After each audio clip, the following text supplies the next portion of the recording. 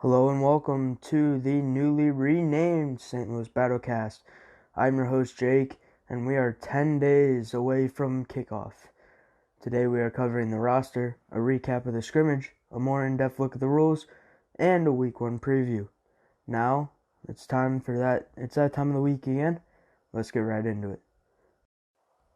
So now we are going over the roster moves here for the Battlehawks.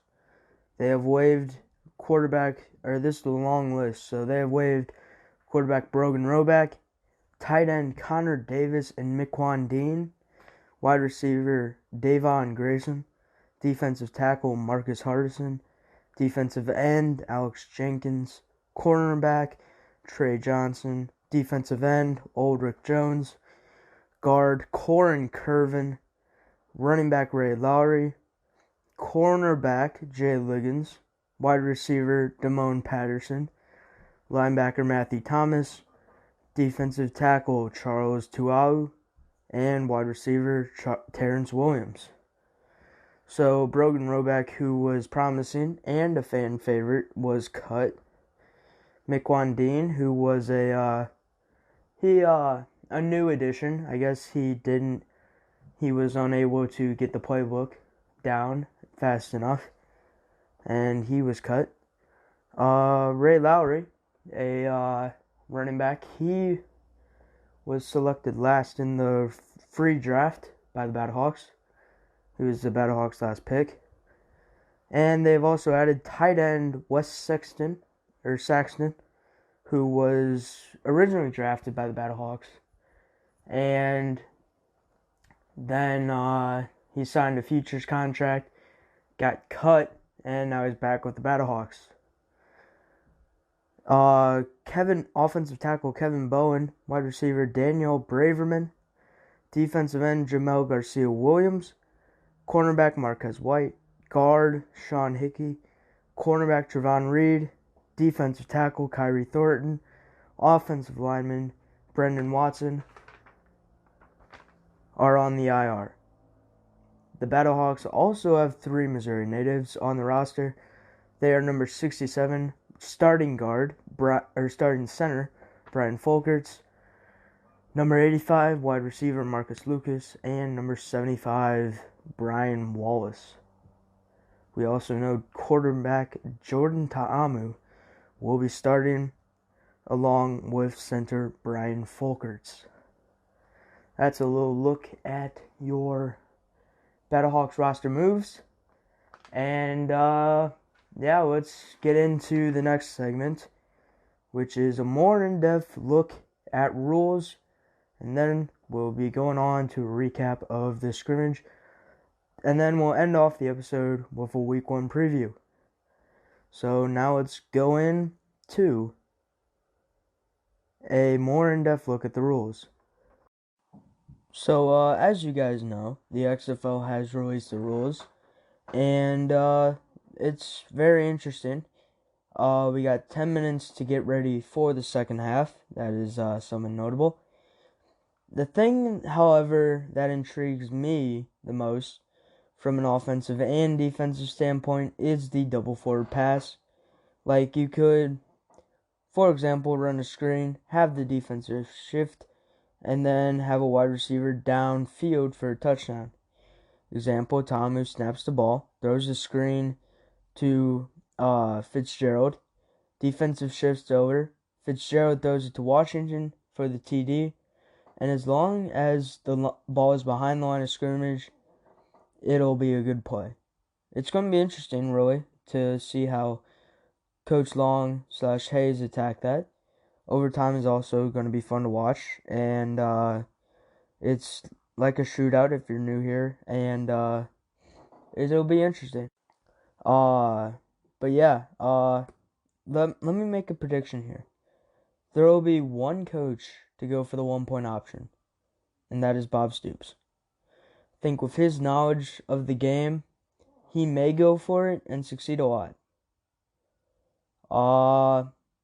Also, I forgot to mention this earlier on in the show, but Doug Meacham left the team, and will pursue opportunities at TCU. Chuck Long, former cornerback at Iowa and member of the NCAA Football Hall of Fame, will be the new offensive coordinator for the Battlehawks. And going back to rules a minute, the kickoffs. They're going to have the return team and the kickoff team, besides the kicker and returner, 5 yards apart. And they won't be able to move when or until the returner catches the ball. I just think that's a great idea, and if the ball even goes in for a touchback, it's going to the 35. If it's not kicked to the 20, if the kickoff isn't kicked to the 20, at least 20, it's a penalty, like it would be if it was kicked out of bounds. That's just what I think is crazy. Like, not in a bad way. It's crazy in a good way, of course.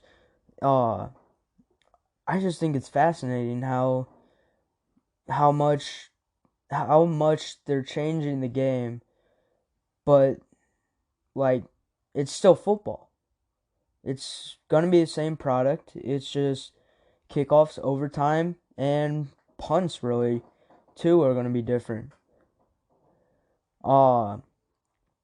And there's going to be no PATs. Field goals, of course, are still going to be a thing.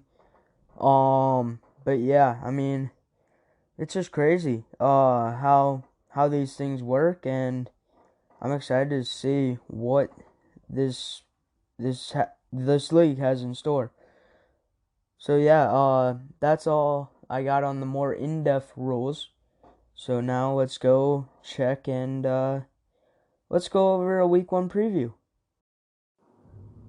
So Week 1 is 10 days away for the Battlehawks, and they will be facing Bob Stoops' Dallas Renegades team in Dallas at 4 p.m. on Sunday. It'll be Jordan ta-amu versus Landry Jones. Although Landry Jones is currently hurt, he expects to be back Week 1 for the home opener. And Jordan ta-amu, the Ole Miss standout, was just named starting quarterback. Will be under center for the Battlehawks. Brian Folkhurst, Washburn alum and St. Louis native, will be snapping the ball to ta-amu on February 9th, as he was also named starting center for the Battlehawks. The Battlehawks are 6.5-point underdogs for all my sports bettors out there, and are facing up against what Vegas thinks is the future XFL champions. Also, the Battlehawks are at a plus 900 line for the XFL championship. That's all I've got for now, on the Week 1 preview. Let's get into our final topic of the day, the scrimmage recap against Dallas. In the scrimmage, the Renegades beat the Battlehawks 21-18. They tied in overtime 2-2, and the Renegades stopped a possibly amazing comeback from the Battlehawks after the Hawks were down 21-6 to begin the final quarter of play. It just goes to show how close these games are now, and just how crazy they're going to be. The Battlehawks scored on 2 passing touchdowns and a pick six, and since there really was no other stats out of that game, that's all I have for the show today. Join me next time as we get prepared for the Battlehawks opener against Dallas. This is the St. Louis Battlehawks. Battlecast. I'm Jake, and thanks for listening. Be sure to follow the show on Twitter and Instagram at XFL Battlecast for updates around Battlehawks Nation. And good night, everybody.